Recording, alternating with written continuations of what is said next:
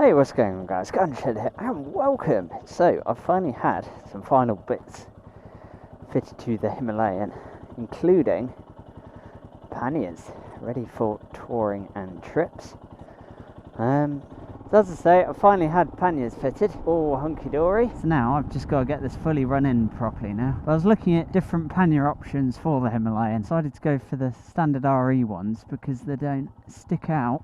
So that's all good. And I will do a full video of optional extras and bit modifications and things that I've done to the Himalayan. But that'll probably be once lockdown's over and I can go somewhere nice to get it recorded. Certainly a bit warmer than it was when I came over here. When I came over here, it was about 1 degree this morning, so it was thermal gloves and everything. But now I am taking it gently because I haven't ridden for months. My Himalayan still isn't fully run in, so still limited to 50 miles an hour flat out. I'm glad the boxes are all on and everything's sorted with that. Like I say, it means I can sort of do a bit of touring and stuff like that, and I've got somewhere to lock stuff away in. Well, I only really have one tour planned this year so far, which is to Wales for my off-road course, so hopefully that still goes ahead. I'm really looking forward to that. Tell you what, with the panniers on, the suspension's much better to my weight. So yeah, so popped over, had a few bits done, and I will be doing a modification review of this bike. There's a couple of little bits are still left to sort, which are on order, but if you haven't seen my video from the other week, which surprisingly has actually gone down rather well.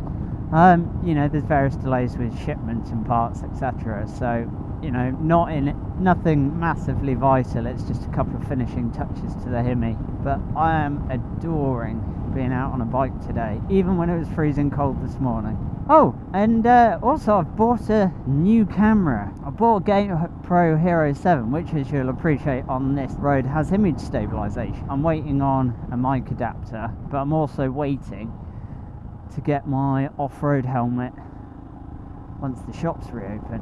I don't really want to wreck a decent showy, but equally, you know, there's better helmets for off-road riding than a GTR. I'm getting myself an off-road helmet ahead of my course.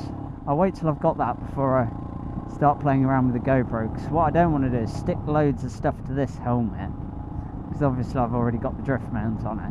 Video pitch quality may change depending on what I'm doing and where I'm going, because I really like with the drift the fact that I can tuck the cable into the mount when the camera's not on the helmet, so it's sort of very convenient for me because I do a lot of riding off camera. Well, not at the moment, but this is the first time I've ridden a bike in 3 months or whatever. But yeah, normally I do quite a lot of riding off camera. It's important for me, rather than having to have the camera perfectly on, to find some sort of setup that's easy and convenient. So I've been doing my research on that.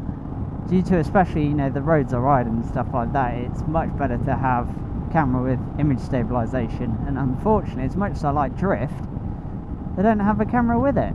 I must say I was actually rather surprised, sort of, in a sense. If the other day I put a poll up saying, you know, I've got essential jobs to do, what bike would you rather take? And the winner was the V-Strom. Now obviously you saw the V-Strom video, so that's all good. I was surprised. I mean, I shouldn't be, because obviously I've had the V-Strom longer, so therefore more of my audience are going to like the V-Strom videos than the Himalayan videos. I was surprised by how different it was. It was something like 75%. Desperately trying not to get lost, I left the sat-nav at home.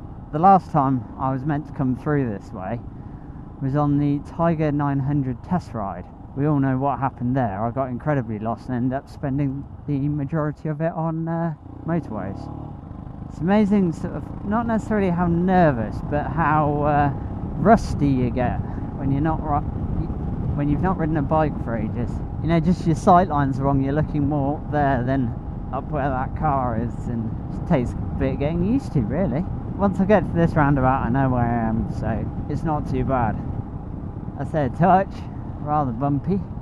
The problem is now, with this time of year, they haven't repaired any of the potholes. You don't really know what the roads are going to be like. So it'd do some good for the Himalayan just to have a bit of a stretch off the main road. Obviously, as I say, it's still being run in, so I don't want to sit at the same revs for too long. My neighbours don't like this bike. It's down my road that's sort of very up and downy, and the speed bumps and stuff like that. And this thing, as I sort of coast, I try and keep the noise down, but when I coast, as I coast down the road to my house, it backfires, and it backfires well. Oh, I'm back to Harborough.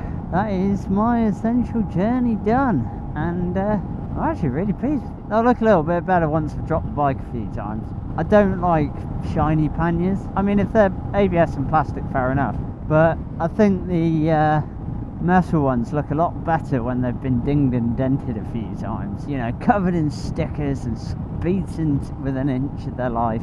The sheen, once they're washed a couple of times, it was the same with my Jivvy Dolomiti ones.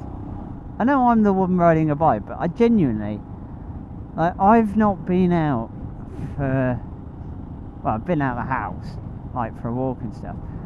I can't believe how busy everywhere is. Anyway guys, I'm going to end the video here. Thank you ever so much for watching, and take care.